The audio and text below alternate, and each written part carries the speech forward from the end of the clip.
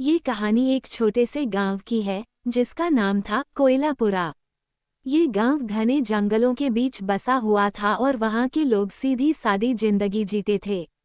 गांव में एक पुरानी हवेली थी जिसे लोग काली हवेली के नाम शून्य किया कि वो काली हवेली के अंदर जाकर देखेगा कि वहां क्या है।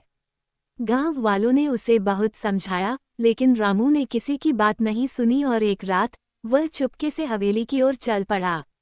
जैसे ही वह हवेली के पास पहुंचा उसने देखा कि हवेली पूरी तरह से अंधेरे में डूबी हुई थी। हवेली का दरवाजा खुला हुआ था, मानो उसे आमंत्रित कर रहा हो।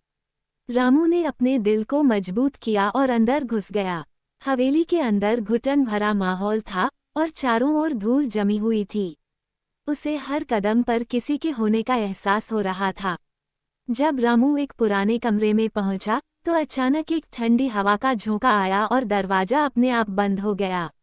रामू ने मुड़कर दरवाजा खोलने की कोशिश की लेकिन वह हिल भी नहीं रहा था। तभी उसे कमरे के कोने से किसी के हंसने की आवाज आई। वह जैसे ही पीछे मुड़ा उसने देखा कि एक काले कपड़ों में लिपटी एक आकृति धीरे धीरे उसकी ओर बढ़ रही थी। रामू के रोंगटे खड़े हो गए, उसकी आंखें डर से फैल गईं। वह आकृति कोई और नहीं बल्कि वही जमींदार की